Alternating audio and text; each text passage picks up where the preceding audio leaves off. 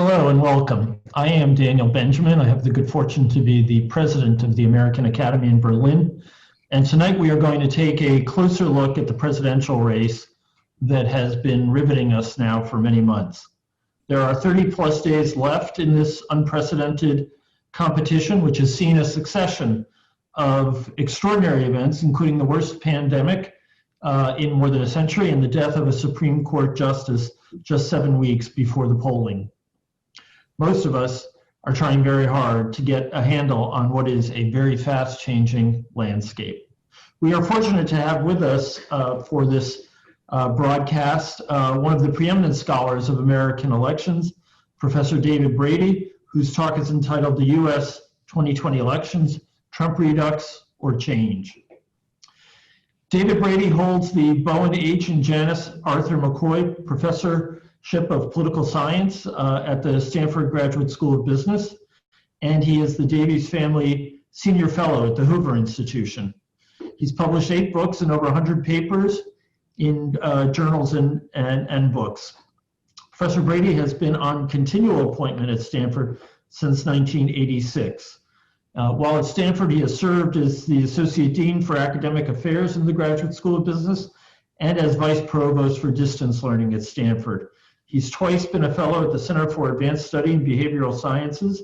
He's been a visiting professor at Harvard, in Paris, and in Rome, and a distinguished lecturer, I'm pleased to say, at the American Academy here in Berlin. We're terribly sorry he's not here tonight and that we're not doing this in person, but we very much hope that we will get him back here in Berlin soon.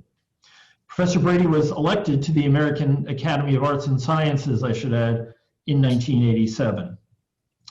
Before I turn the screen over to Professor Brady, let me first explain the process for question and answer. Professor Brady will speak for roughly a half hour. When he finishes his talk, I will put a few questions to him. We will not be using the raised hand function on Zoom, but rather please submit your questions in writing in the Q&A function. I just want to also welcome 2 of the Academy's trustees to this event, Christina Wallach and Gerhard Kasper, who for many years as the president of Stanford was David Brady's boss and now is one of mine. I also want to give a warm welcome to Academy Senior Counselor, Ambassador Bernhard von der Planitz. Professor Brady, we look to you for enlightenment.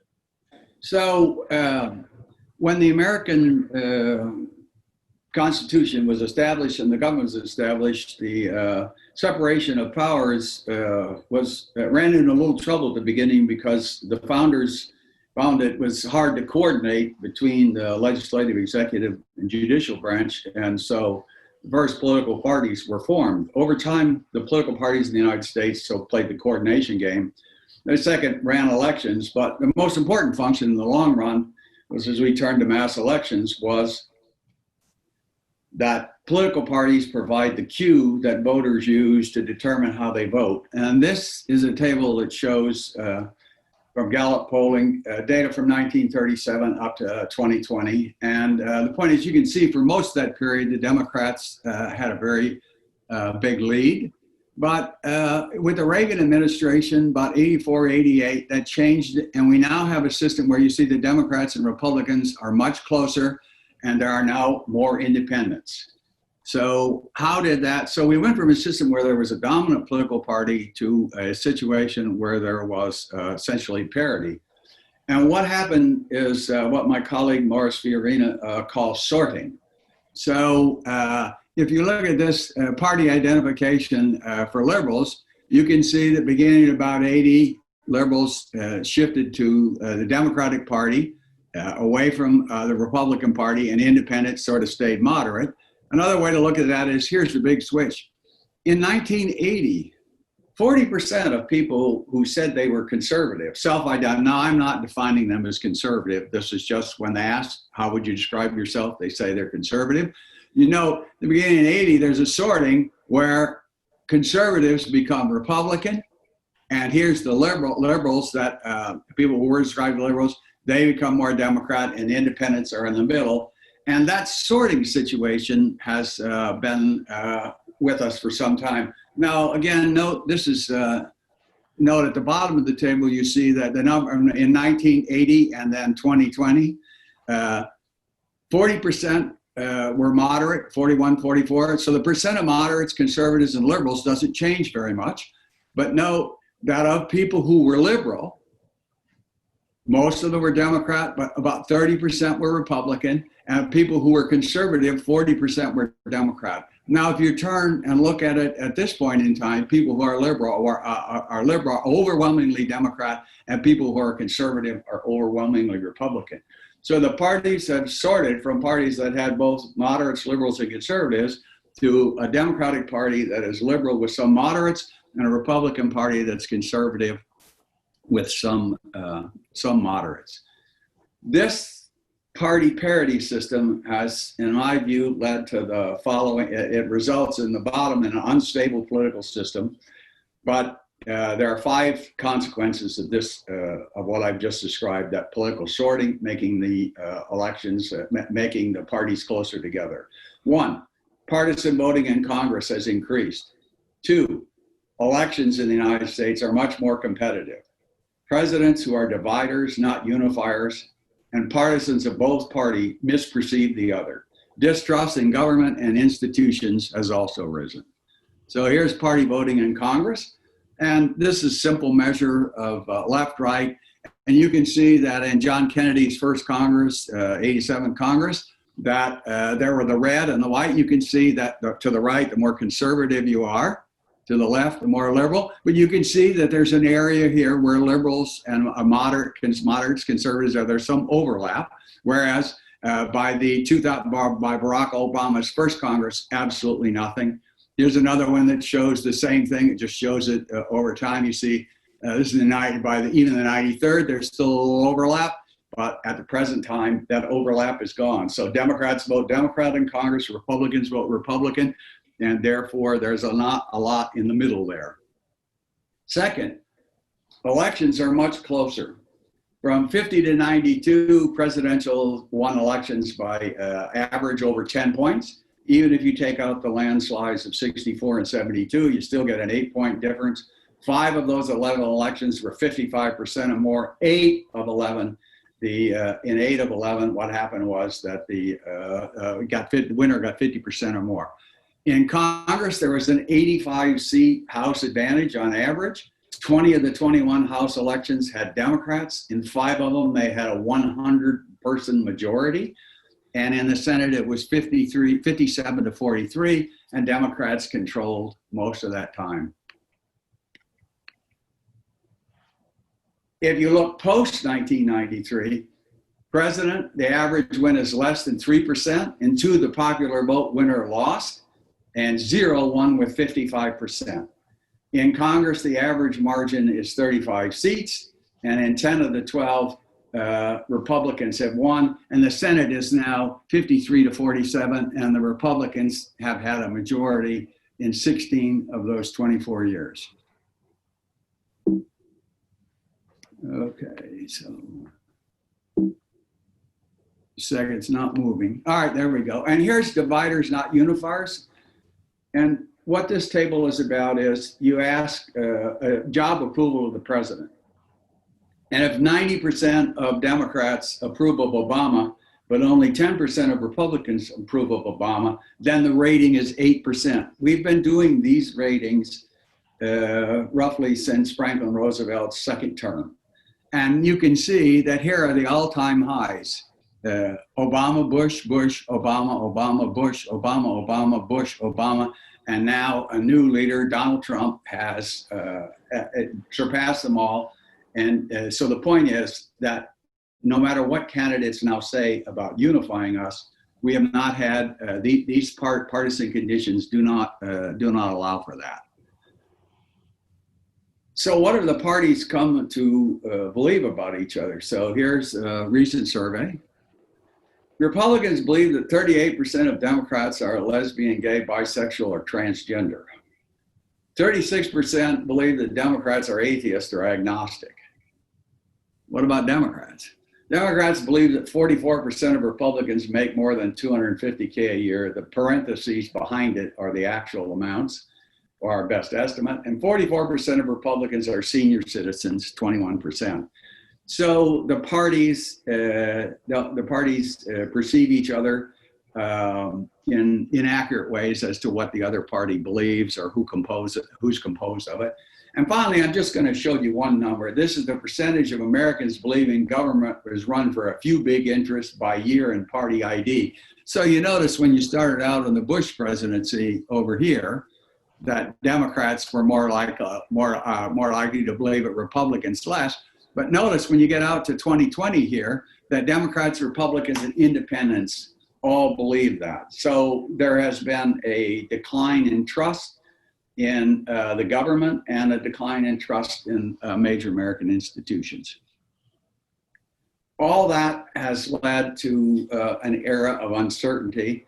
I'm going to go through these next parts reasonably briefly, but in American history, so every 2 years, Americans have an opportunity to change the government. So there's 8 different patterns of party control you can see there. The Republicans on the end, Republicans can have control of House, Senate, and President, same where they can be, all the rest of these are mixed in some way. And so if we look at American political history, there's an era of Republican majorities that lasts basically from 1896 to 1930, with Woodrow Wilson being the only exception to it. And then there's a big era of Democratic majorities from 32 to 52, and that was Eisenhower's win. The third period was a long period of divided government, where the typical pattern from 54 on was a Republican president and Democratic Congresses. Now that pattern is gone, and we are in an era of unstable majorities. So in 1992, Clinton had the President, House, and Senate. 94, he loses the House and Senate. First time the Republicans had control of the House in 40 years.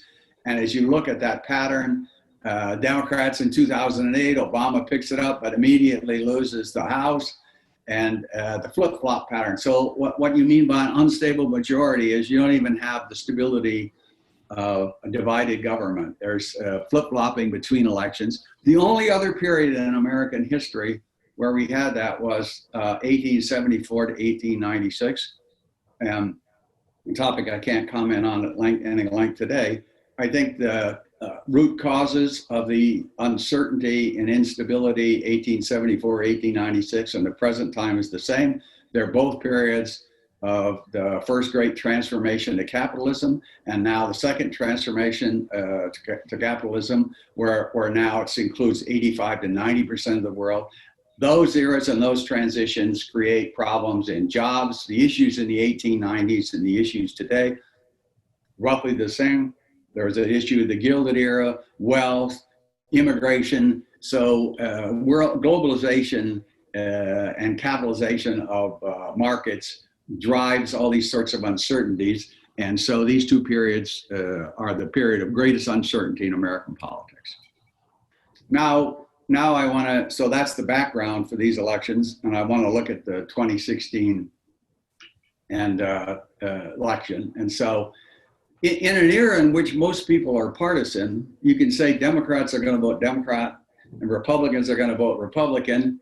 And so the Democrats generally have 2, 3, 4 point lead in party identification. So if they can hold theirs, it looks good. But as you can see in the pre-campaign, Mrs. Clinton was 84 to 8 of Democrats. 84% were voting for Clinton, only 8. And for Trump, he only had 68% of Republicans, and Clinton was winning them independent. During the primary campaign, he picks up a little, but she's still ahead. And then by post-Labor Day, it gets closer. But post-election, our post-election results show that what happened was Republicans really did come around to Trump, 92%.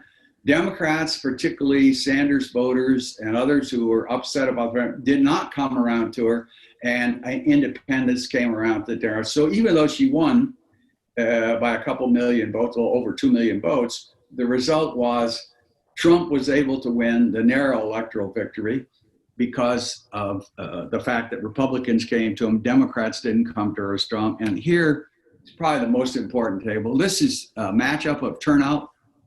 for Obama in 2012, with Clinton in 2016 in key states. So you can see that what happened here is that in Republican districts, Trump did much better. Mrs. Clinton did a little better in Democratic districts, but not enough to offset that. Michigan, voting was up in Trump areas, up in Republican areas, down in Democratic districts, same in Minnesota, same in Iowa, up a bit in Republican areas, down in Democrat, and the same thing in Ohio. But no, Wisconsin was an exception where turnout was down all over, but turnout was down higher in Democratic areas than Republican areas. So a combination of Republicans coming home more than Democrats did and lower turnout gave President Trump the electoral victory. So here is Battleground States and all states. I have as Battleground States 11 states. Some people have 14. The results don't really change that much. But if you don't, in the Battleground States, Biden, among registered voters, Biden is at 42.9 and Trump's at 38.5. Whereas on the, I have to keep moving, in all states, Biden is up by 6.5 points. So that's what I'm going to start to deal with that in a number of ways. Now, the first way is I'm going to talk about the coronavirus effect on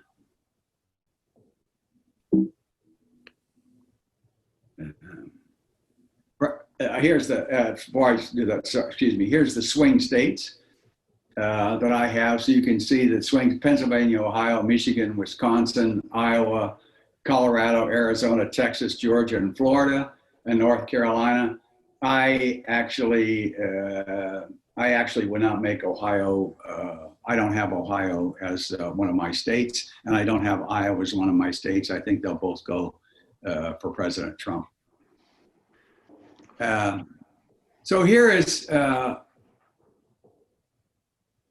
party identification in 2016 with and without leaners. And the leaner concept is very straightforward. The way we ask the party identification question is you say, are you a Democrat or Republican? You say you're a Democrat or Republican. Then we say, if you say you're an independent, then we ask which way do you lean, Democrat or Republican? So those are the two characteristics. And as you can see in 2016, a few more people on the first question as Democrat, but you can see the Democrats have about a 7-8 point lead, and they're about 10% of independents. So now this is the effect. Now I'm going to turn to so the basic facts of that set of tables was, Democrats, there are more Democrats, fewer Republicans. So if the Democratic vote would turn out, then you would predict a win. So I don't think anybody thinks that President Trump will actually win a even a plurality vote. He will not beat Joe Biden in the popular vote. The question is, what will happen in the key states for the Electoral College? So that's the background. Now I turn to the effect of coronavirus on the election. Note, in March 29, 31st, all the betting pools had Trump winning re-election. He'd taken coronavirus seriously. People remember that he had the economy was in good shape. So now note that his approval among Republicans was 93 and 91. Notice how that's dropped. 86 and 8 approval of coronavirus down. And so you can see the differences there. Even among Democrats, he'd gone from 11% approval to 11 and 18% approval on coronavirus, and that's dropped 3 and 10 points. Among moderate Republicans, and I focus on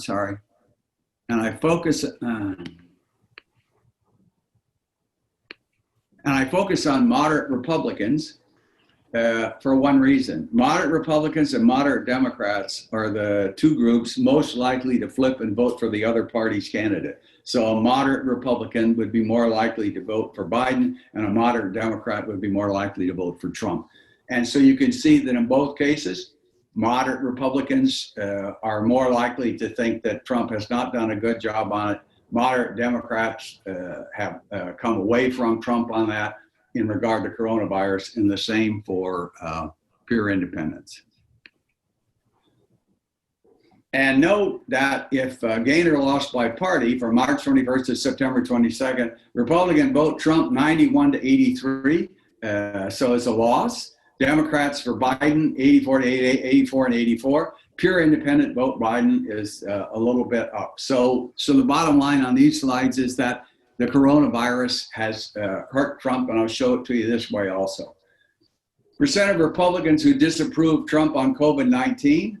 Note on March 7th, there were 7% on March 29th and 16% in September. Note that 28 and 24, so he's lost a little. Trump is doing a little bit better on that, but the fact is among Republicans who do not approve of Trump on coronavirus, more of them are voting for Biden. Percent of independents who disapprove of Trump also are up from 43 to 58, and the percent of them voting for Biden was 49. It's down a little. And so as the race tightens, the coronavirus appears to be still significant, but it is shifting a little bit. Now, so the coronavirus has hurt the president. It seems to be tipping back a little bit the other way. Now, when we turn to the protest perception, this is interesting. So the percent who believe protests are mainly violent, in all states, it's only among Democrats, only 15% say that. Most say it's peaceful. But note in the battleground states, 18% say it is more, it's more violence. Note that you go to the battleground states, percent of those who mainly believe violent, no, it's up. So in each case, battleground states, there are more people who believe the protests are violent, and that is an indicator that that might be chipping them. Thus far, we have not found it to be a major tipping point, but it's out there, it exists, and you can see from the data that in the battleground states, that's where the issue is most significant. And again, so now note on this, I have the court on the bottom. So if you're, Democrats have a split in their party, as we looked at in 2016, when the very liberal people who supported the senator from Vermont decided that they didn't go to the polls and they didn't vote for Hillary Clinton as much as they should have, and that cost them. So I'm showing you that here. So note, very liberal from July, 96% of the very liberal Democrats say they're voting Biden. Now, in September, it's only 91. If you said you were liberal, it's gone from 94 to 88, while the moderates have stayed the same. Note that Trump vote has gone up a little bit among liberals, stayed the same there. Note that you get the big jump for very liberal and liberal is among people who are say other, I won't vote, or I don't know. And I put the court down there in the corner because I just finished looking at the last YouGov Economist poll on Monday. And the result is it looks like some of this might be a result of the fact that the very liberal and the liberal are most upset with what's happening in the court. And we did get a bit of a sense that they may be frustrated that candidate Biden has not spoken out enough on that. I'll have to monitor that over time. I'll put my personal view on this is that I do not think it will make a long-term difference because I don't think that the pro-choice people have anywhere to go but Biden, and I don't think the pro-life people have anywhere to go but Trump. But we'll have to watch that. The issue has just come up, and over the next few weeks, it could be an issue. Now, I'm going to now turn to the four gaps in American politics, and the four big gaps in American politics are between Democrats and race, where non-whites are Democrats and whites tend to be more Republican. Gender, male, female differences. Females are more Democrat, males are more Republican. Education, the big gap is whether you have a college degree or a non-college degree. And this is a gap that in the 2012 election, Barack Obama broke even among people without a college degree, and Donald Trump won that quite handily. So prior to 2016, college graduates had generally favored Republicans, but post 2016 and the 2018 elections, it's gone the other way. College graduates, people with a degree or advanced degree, they're Democrats, and non-college are white. So here you can see that how is Biden doing. So the strategy for this is as follows. Mrs. Clinton won by over 2 million votes. She narrowly lost the Electoral College by 77,000 votes in Pennsylvania, Michigan, and Wisconsin. We all know that. So one thing we're trying to do is calculate upward and say, well, how is he doing versus how she was doing? Now you may note and this was same week, third week in September in 2016, third week in 2020. So note that Biden is doing a little better among non-whites. You may say that average is a little low, 65-8, you'd expect more. Biden's doing exceedingly well among blacks. And among Hispanics, Trump is doing a little better in a number of polls. So we've seen 30%. He's doing about 30% of Hispanics say they're voting for Trump. Our samples of Hispanics are not as good as they should be.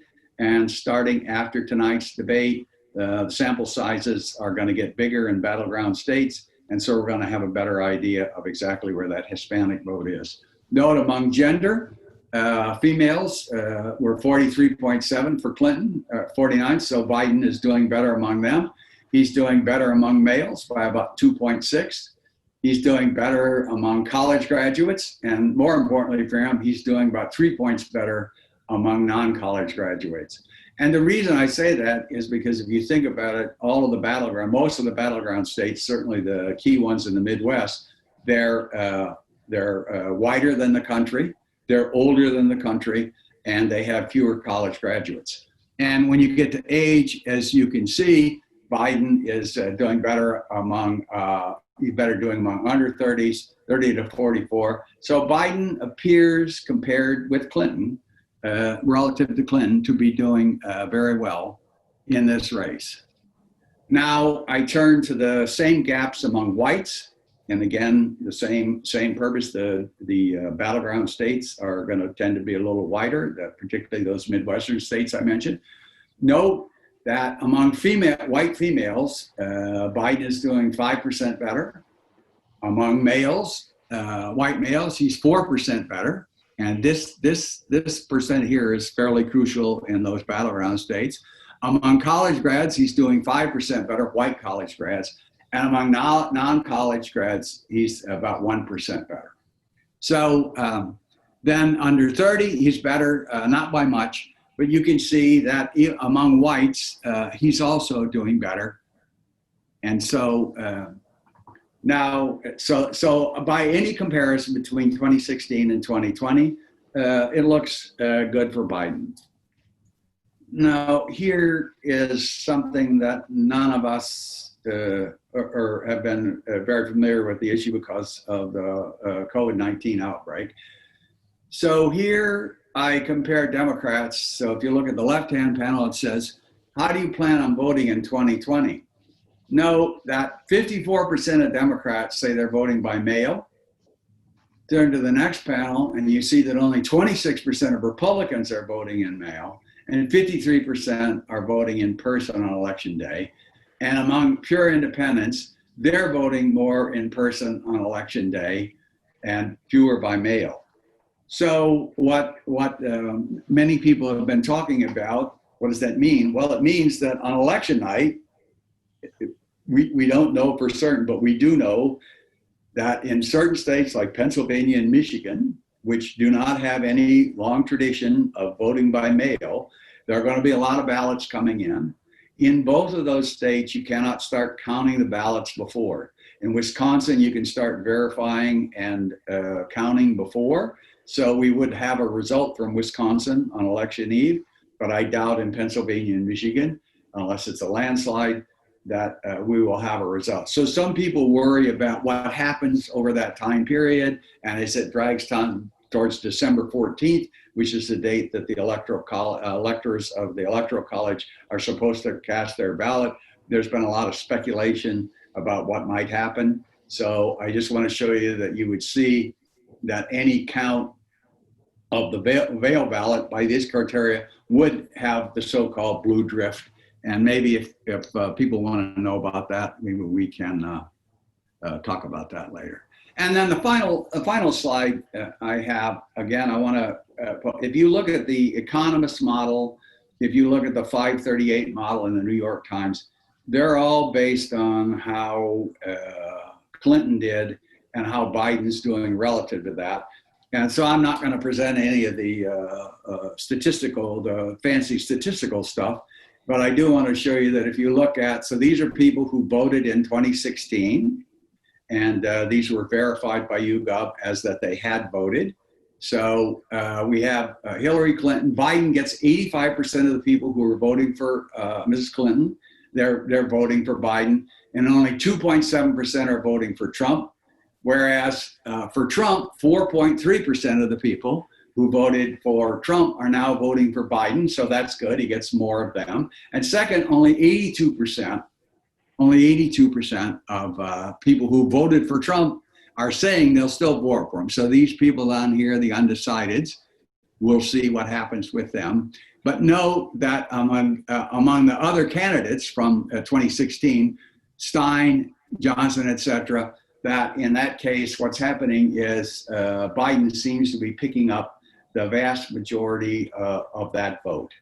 So bottom line, at this point in the election, the best thing to do, I think, is to compare 2016 to 2020, special emphasis on the battleground states. But at this point, I don't think, it seems clear to me that Biden will win the electoral, he will win the actual number of votes cast. And I believe at this point that I believe he will win by more votes. The question is, will he win by enough votes in those key battleground states? And I think that's it. Professor Brady, thanks very much. That was 32 minutes. That was fascinating. Yes, and in record time as well. So I have a few questions I want to put to you before we open it up. Question number one. You said at the beginning that you thought that Trump would have been, was headed towards reelection before the epidemic or pandemic. And given how polarized we are, and given also the enormous mobilization that we saw in the 2018 congressional election, which was, even by the standards of midterm elections, quite remarkable and led to a real Republican wipeout. Are you really so sure that Trump wouldn't be in trouble now, absent COVID? That, in other words, people who dislike his handling of COVID would have disliked him anyway because of all the things that he had done in his first few years that drove all those people to the polls in 2018. Yeah, the data, it is true that the 2018 elections had the highest turnout in a little over 100 years. So my view was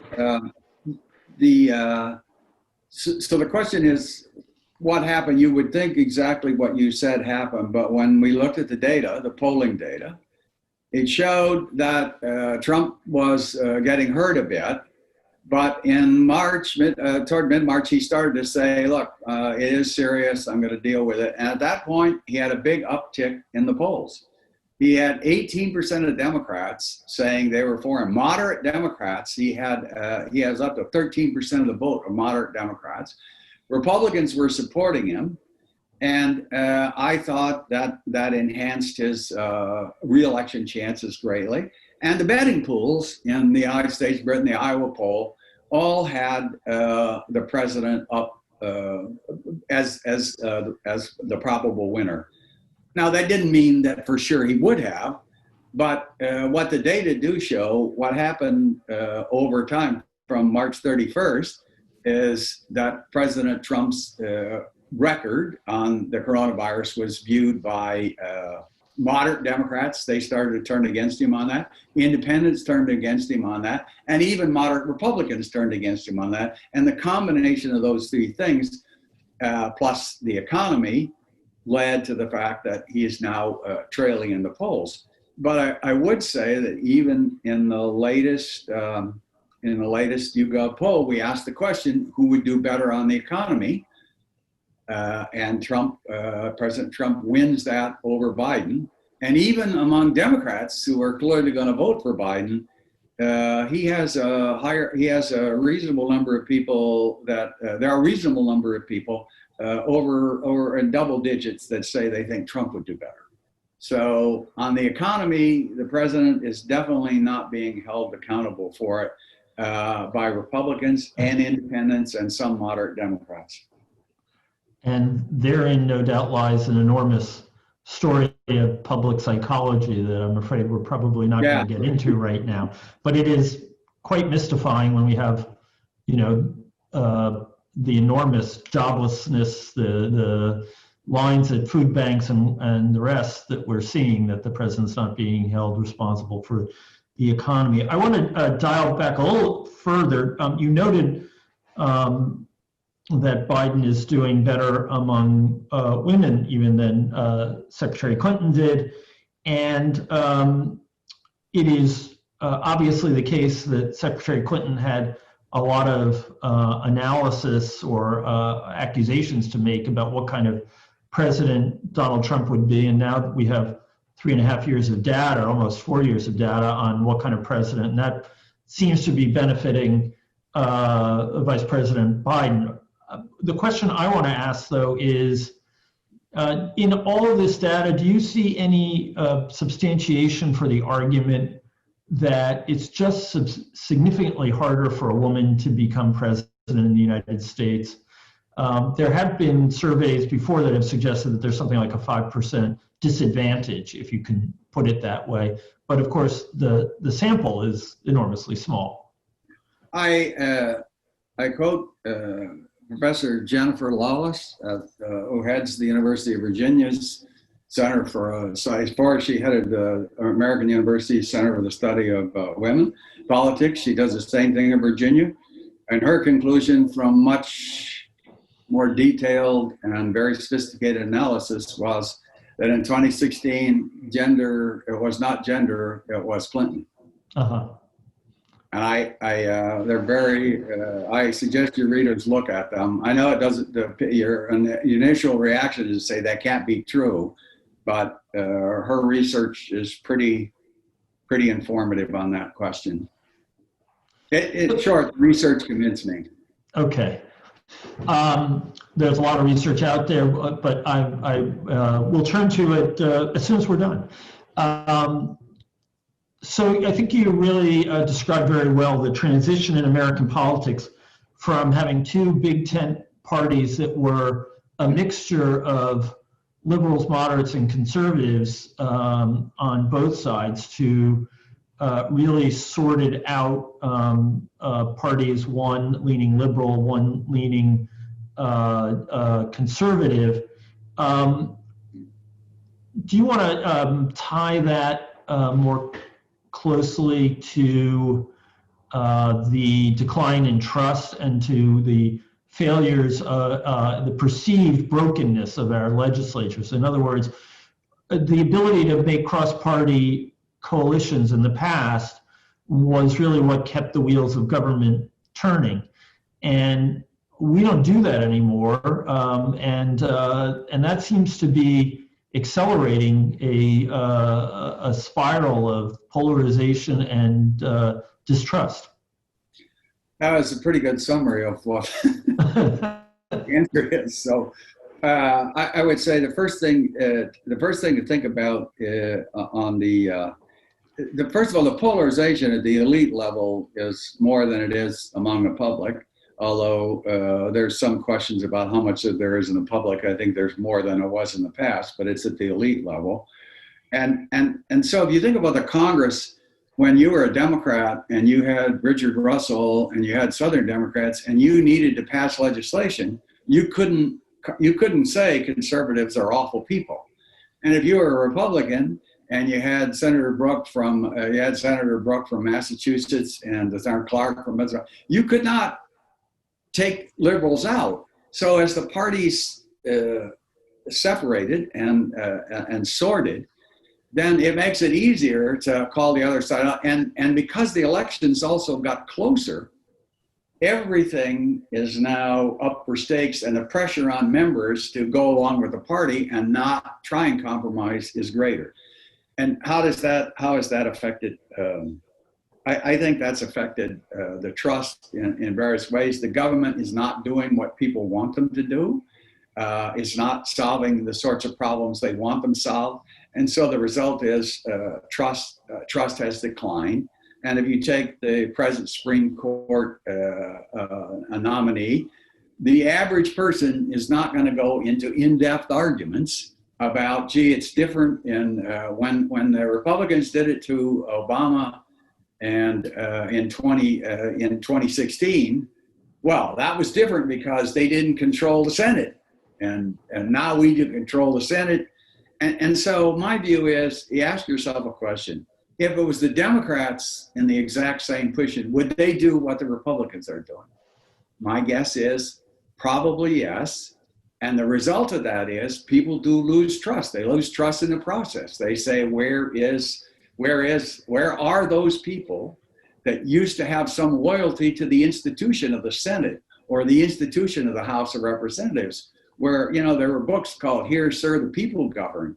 And I don't think, I think that's gone. Institutional loyalty among representatives and senators has now switched to party loyalty.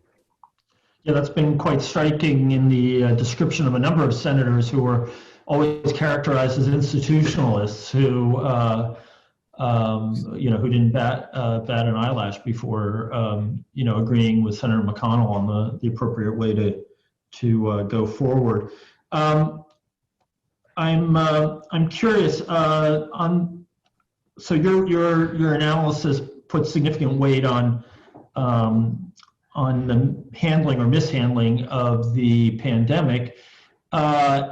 Has any particular age group been particularly affected? There's been some reporting that perhaps the most dramatic erosion was in a group that Trump had pretty solidly behind him, which is senior citizens. And does your data back that up?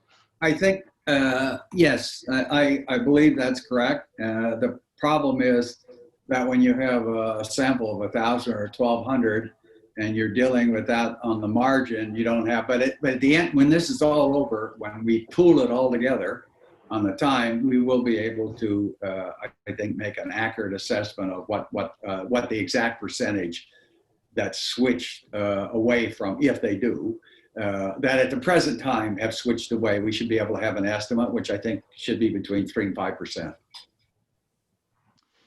There was an interesting article in one of the newspapers the other day suggesting that one place where the president might be looking for some solace in a pretty downbeat situation was that there has been a surprisingly high number of voter registrations by non-college whites, and I'm curious if that's something that you've seen as well. I read that article. That data is collected by Mike Moore at the University of Florida, and we will not know whether that happened in the registrations that we're able to coordinate across. So that reminds me of my favorite story. Every election year, you can hear, oh, the turnout's going to be really up this year. There's long lines. It doesn't matter whether turnout's down by 7%, up by 5%.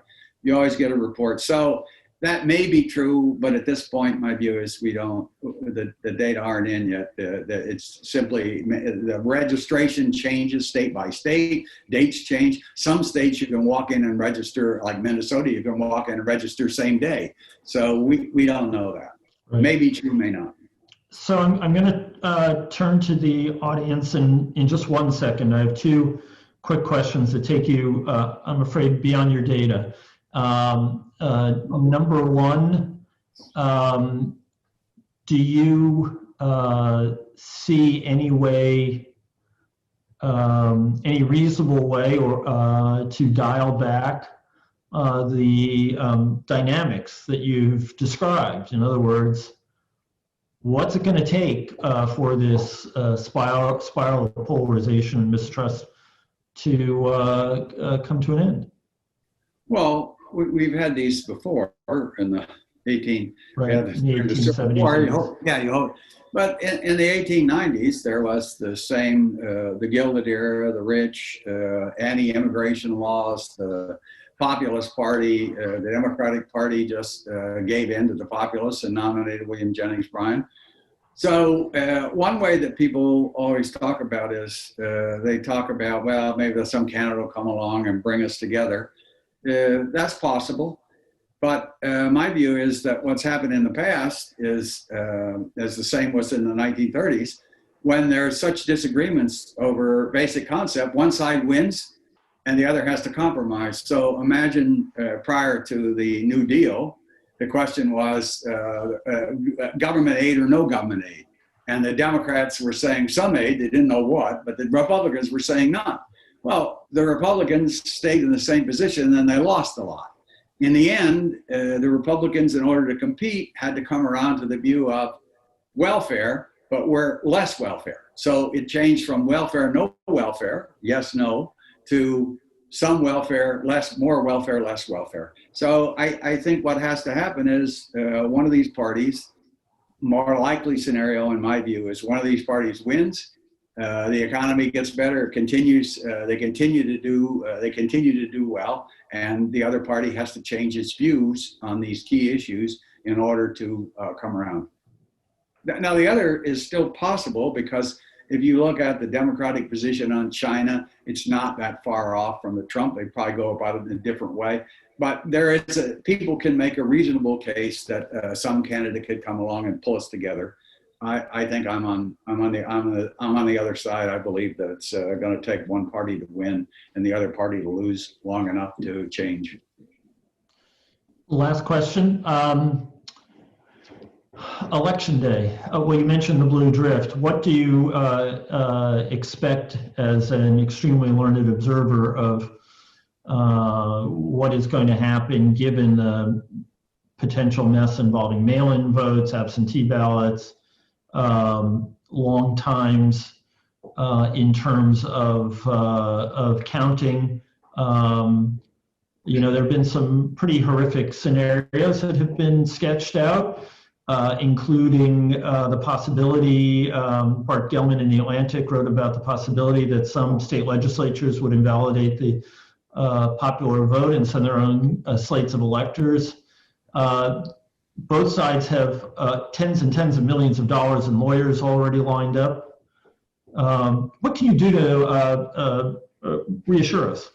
Well, I'm sure. So that this all goes back to 876. The rules are clear on December 14th. The electors meet. That there's nothing magic about it. That could be extended, as Senator Rubio talked about. But the real. So here's the real question. In 1876, there were 3 states that set in 2 separate sets of electors, and Constitution they created a panel of 15 people. Judge Davis of Illinois was the one who ultimately decided it, 8-7. And the big compromise was, of course, that the Republicans got the presidency and the Democrats got the end of Reconstruction. So the question, the most harrowing situation occurs if a state sends it, if there are 2 sets of electors from enough states so that you can't get electoral college winner. There is on the 1887 decision, if the House and Senate are supposed to agree, but if the state only sends in 1 set of electors, even though the House and Senate might disagree, they have to count the 1 set. So the key thing is, do you get 2 sets of electors? If you get 2 sets of electors, then constitutionally, it's hard to tell where you are. What's the likelihood of that happening? higher than it's ever been in my lifetime, but I don't know how high. I would say what I'm looking for right off is Florida, which in spite of the mail-in votes, Florida is going to be able to count ballots. We're going to know how Florida turned out that night. If Trump loses Florida, then it's all over because there's no electoral college way he can win Florida. We're going to have Wisconsin. And I think the third thing is I do not believe, or my understanding at this point, is that they are not going to do exit polling as they normally do. They're going to do blanket surveys the day before. So they're going to be the networks and others, Fox, et cetera, CBS, they're going to be in a better position to actually look at the results and call a winner based on what they have, because they're not going to be doing traditional exit polling because of the mail-in ballots. So I think that's somewhat encouraging. And then the thing to do is look at states that you know are going to have results that night, and then it depends on what they elect. But if Florida goes for Biden, then I think it's over. Okay, we have a number of really good questions from the audience that I want to put to you. From Isabella Heuser, it looks likely that Biden will win, as you mentioned. If he does, will his coattails result in the Senate flipping? The economist model, well, I won't go into that. The models are all based on what happened in previous elections. So my view is at this point, Alabama will switch from the Democrat who got elected 2 years ago. It'll switch to the former Auburn coach. So that means the Democrats have to pick up 4. I think they've already picked up 2. The 2 that they have picked up, I believe, are Arizona and Colorado. That means they have to pick up 2 more. The next 2 most likely to be picked up are Cunningham in North Carolina over Tillis. But as the race gets close, it benefits Tillis.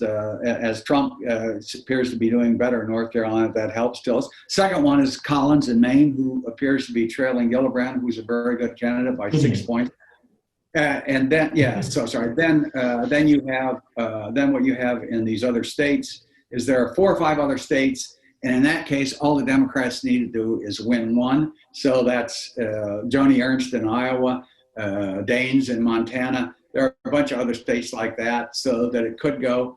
I'd say at this point, if Biden wins, the Democrats probably get 50 or 51 seats if he wins the electoral college, not if he wins the popular vote. Do you expect any impact from the blockbuster New York Times story on Trump's taxes? Yeah, the impact is my wife was beating me up on that by saying, "What difference is that going to make?"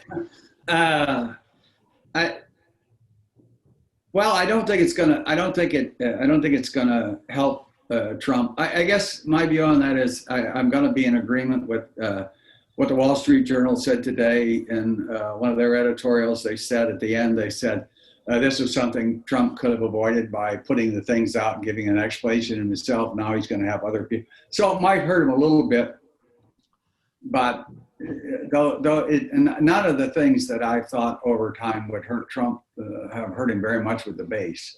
So the question is, we're going to be polling big time in Battleground States on that and on the court question to see what might make a difference.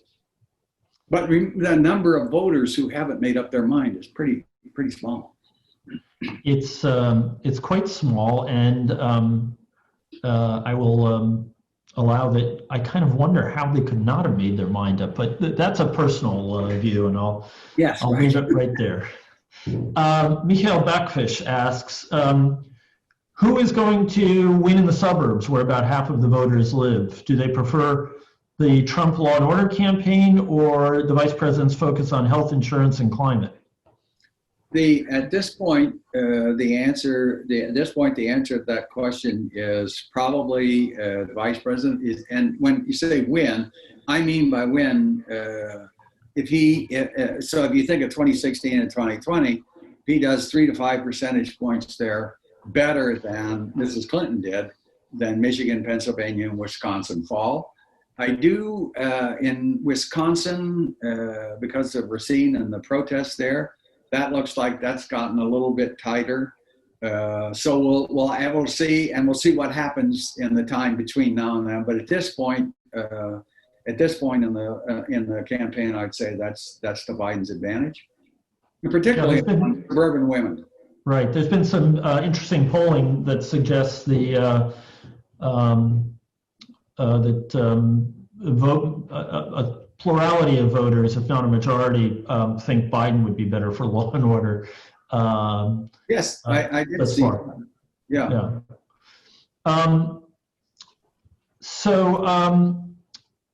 There was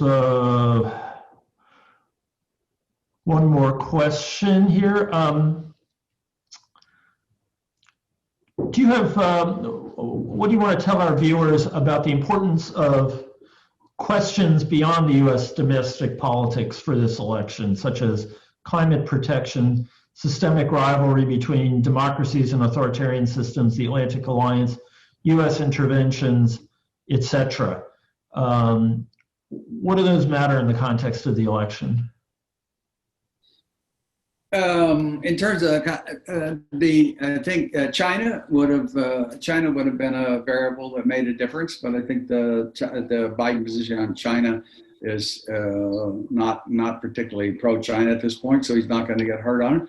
I think the real differences are would ultimately be in terms of policy. Depends upon who gets elected, but this is an election that's. If the Democrats have the right, the election is going to be a referendum on Trump and coronavirus. And the Republicans, and we're going to see in the debate tonight, because I think the president has to go after, one of his campaigns is this guy isn't competent. He's going to have to go after him. He's going to attack. And Biden has to be able to show that, no, I'm not going to get upset. I'm going to be able to be all right. I think the foreign affairs and those sorts of issues will come up on the periphery, and I believe they'll probably favor Biden. Yeah. So an interesting question from a viewer that kind of brings us back to the whole polarization issue, which is, I'm going to kind of rephrase it a bit. Do you think that the Trump experience suggests that future Republican candidates are going to continue to focus on their base as opposed to grabbing the center? I mean, Trump has been the remarkable outlier in this regard. He's done less than any candidate ever to try to tack towards the middle after a convention. Yep. And, it'd be a real mark of our polarization if this is the way of the future. And so I'm curious if you think that this is a one-off, or if this could indeed be the look of the future. I think that after the election, whether Trump wins or loses, it'll be a little slower if he wins. But he's a lame duck, and in that case, so it'd be just a little slower. I think the Republicans will have a tremendous battle, because the Republican Party of lower tariffs, so on and so forth, that party, the Never Trumpers, the George Wills, the Christophs, all sorts of people. Crystal, rather, those people are looking to recapture the soul of the Republican Party, and there's going to be a huge battle over that, because the Trumpers are not going away. And so then the question is going to be, but how do senators like Cotton, how do they sort out? Do they sort out into camps? And we can't really know that until after the election, because Trump is such a unique personality in American politics that I don't know if there's anybody else in the Republican Party that can draw people to him like he did, even though it's runs about 44% of the population. There'll be a battle royal in the Republican Party to see exactly where it goes, and the battle will be exactly as you described it, to the center or where Trump is. Yeah. Well, one of the remarkable things is that, it's just, wasn't it after the defeat of Romney that the Republican Party had its, did its soul searching and its analysis and came up with the belief that they had to change some of their positions to become more attractive to Latinos and to other minorities if they were going to have a future in an ever more diverse America. And yet we wound up with Trump. Yes, I do recall. I do know that study, and we did a oversample of 3,000 Americans on exactly that issue at that time in 2013 after they lost. And no, and that's why, given that what the party leaders were moving in that way, the question came up. Well, how no one could believe. I just tell you, in 2015, when we were looking at the 312 Republican candidates for president, you can't put all of them in a poll. So we were, all of us geniuses were sitting around saying, well, who should we put on? And Trump's name came out. And everybody, oh, no, you can't put Trump on. He's not going to be there for very long. And after his statement when he came down the stairs and so on, and yes, so we were wrong. We were wrong. He, as you know, he did very well. So there's a certain uniqueness about him, and he did change the Republican Party. So out of great personal interest, but I think our viewers would probably agree, who do you think has best explained Trump's appeal to his base? It's, for those of us who, for whatever reason, aren't part of that base, it continues to be somewhat hard to explain. I think if you actually look deeply into Cass and Deaton's book of Lives of Quiet Desperation and what's happened in the Midwest with opioid and loss of job, family, loss of the prospect of male head of family being able to pay for his family, marriage rates, all those sorts of things. I think, frankly, those people have been misled. In my hometown, Kankakee, Illinois, twice voted worst town in America on virtue of this, exactly what happened. Very prosperous in the 50s, factories, they all disappeared. Lots of homelessness, lots of children that are out of marriage. They voted for Obama and then they turned around. I think they've been misled.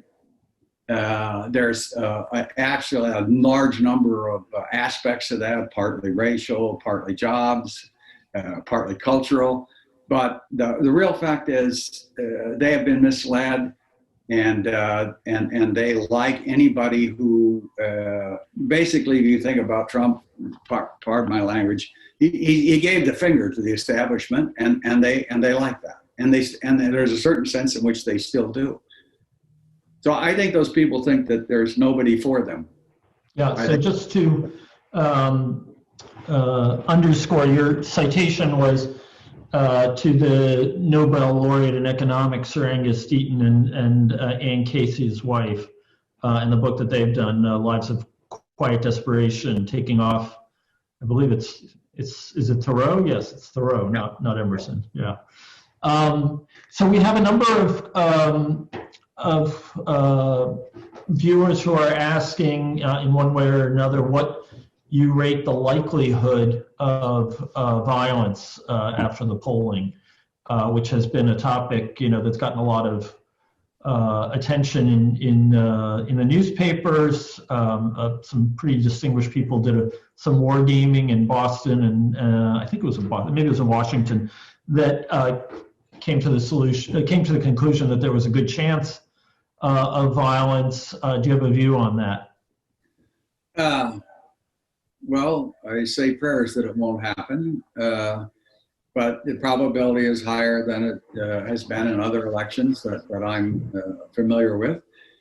My best guess, it still won't happen. But for example, if on election night, Florida and Wisconsin go for Biden over Trump, I suspect there'll be less of it. And if all the major networks are all calling it one way, then I expect the odds of there being violence less, because then it'll be easier to put it down because there'll be a consensus. Right. The worst scenario is the one you suggested earlier, where it's late at night, it's 3 a.m., and the voting is continuing on, and some state legislators want to send in one set, the others want to send in the other, they both send them in, then it's anybody's guess. Yeah.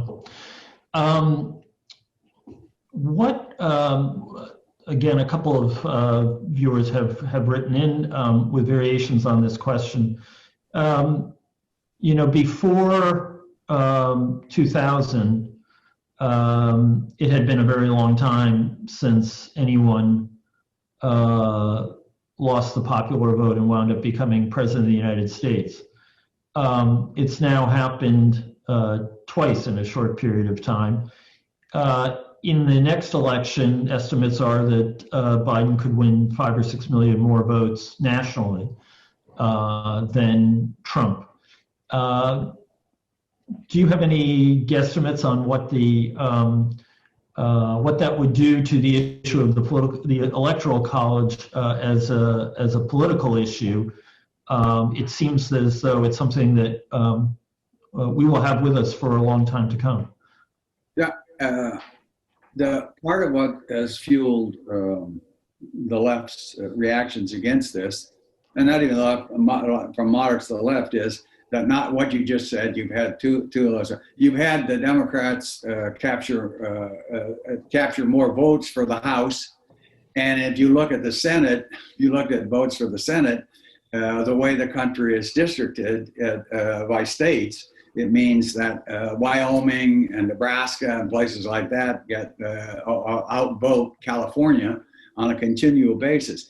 I do not think if you manage to have a situation where, in this case, the Republicans won the presidency with a minority vote and kept the Senate with that vote, then the pressure from the left and from some the pressure of the Democratic Party is going to be tremendous to change that set of rules. Now, that happened in the 50s after Truman narrow win in 48. There were two plans in the Senate, both bipartisan, Montcouder, Lodge, Gossett, to change the way we did the Electoral College. Both failed by a combination of big states and small states. But I do think there'll be there'll be a lot of pressure to change, and we'll have to see. It could be vote by congressional district, but there will be tremendous pressure to change because you will have had a third. It's too much with too few ruling too many. And you could wind up living in one of 3 new Californian states if the rumors are correct, or we might have Puerto Rico and Washington, D.C. joining. I think the more likely outcome would be in the. It turns out that after the Civil War, one of the ways that the Republicans maintained their majority was they let in states like Montana and other states that hadn't actually met all the territorial requirements. So my guess is the more likely scenario there would be the one you just suggested, D.C. and Puerto Rico as states. I'm ignorant of what the requirements are beyond a majority vote in the Congress. Well, there were requirements in the territories as to you had to have so many people and you had to have a government for so long. Right. They were all waived. So essentially, my view is you're right. You have to have a majority vote. Yeah. And but the states themselves have no say in the matter. Only the new states. Right. Okay. All right. Well, Professor Brady, unless there was something you wanted to add, this has been an incredible conversation, and I really look forward to continuing it with all of the news behind us after the election. We hope we will see you here in Berlin soon. We're delighted that your biography. What? You certainly will. Yeah, we're delighted that your biography highlights your last visit, and we very much want to have you back. This has been fascinating. What will you be doing on election night? Just watching the returns, or will you be commentating? Or I'll be watching the returns plus some commentating at various points in the game, but mainly watching with the rest of you to see what happens. Yeah. Well, Let us know where you'll be commenting so that we can spread that around. I know our viewers would love to continue the conversation, continue to glean your wisdom, and thank you so much for joining us. Thanks for having me. Pleasure.